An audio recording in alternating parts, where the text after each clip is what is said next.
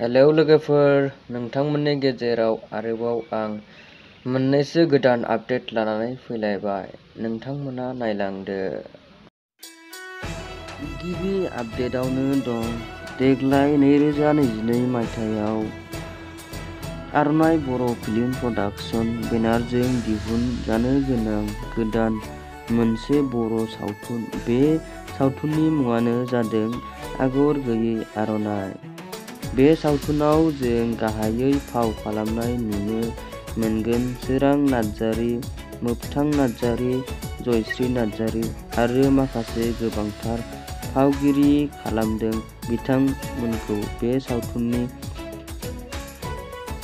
Script आरो डिरेक्शनखौ प्रबिन बर', जायखौ जों मैथा मुङै मिथियो।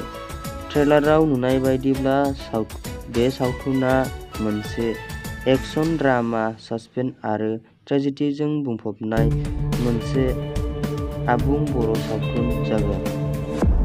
आरो मख'नो गोनांदि बे सावथुनजों swrang नार्जारी बिथांखौ पुलिसनि रल खालामनायबो नुनो मोनगोन। आरो बे सावथुननिनो एक्शन डिरेक्शनखौ खालामदों सोमखोर नार्जारी बिथाङा। आरो बे सावथुनखौ प्रडिउस खालामदों अनजालु बसुमतारी बिथाङा। बे सावथुननिनो अफिसियेल ट्रेलारखौ बिथांमोना बावैसो सिगां आर'नाइ बर' फिल्म प्रडाक्शन इउटिउब चेनेलाव रिलिज खालामनानै होबाय। नोंथांमोना जायफोरा बे सावथुननि अफिसियेल ट्रेलारखौ दासिमबो मोनाखै, अब्ला आर'नाइ बर' फिल्म प्रडाक्शन इउटिउब चेनेलाव थांनानै नायहैनो हासिगोन। आरो बिथांमोना फोरमायनाय बायदिब्ला बे सावथुनखौ फैगौ सेप्तेम्बर दाननि 5 खालार खालि आबुङै रिलिज खालामनानै होसिगोन। आरो बे सावथुनखौ नोंथांमोना नोंथांमोननि ओनसोल एबा जायगाफोराव पेन्डेलाव दिन्थिनो सानदोंब्ला बे सावथुननिनो अफिसियेल ट्रेलारनि डिस्क्रिप्शनआव बिथांमोननि कन्टेक्ट नाम्बारखौ मोननो हागोन। नोंथांमोना खौरां लाबानो जाबाय। आरो गुबुन मोनसे आपडेटआनो जादों जोंनि बर' हारिनिनो मुंदांखा इउटिउबार बिथां बि बयसनि सोमोन्दै। बि बयस बिथांनि रौ मुंनि मोनसे सुंद' सावथुनआ फैगासिनो दं।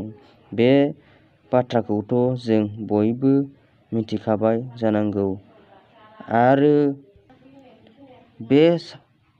बे सावथुनखौ बिथाङा थांनाय 7 जुलाइ खालि रिलिज खालामगोन होनना फोसावदोंमोन।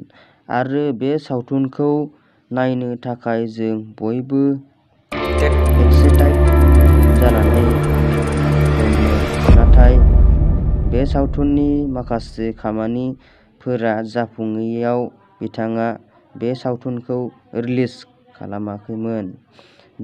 बेनिनो बि बयस बिथाङा गावनि इन्स्टाग्राम स्ट'रियाव बावैसो सिगाङाव मोनसे दाबिं खालामबाय थानाय समनि भिडिअ'खौ पस्ट खालामनानै होयो। आरो बिथाङा केपशनाव फोरमायनाय बायदिब्ला जों आरो बे सावथुनखौ साननैसोल' नेनो नांसिगोन।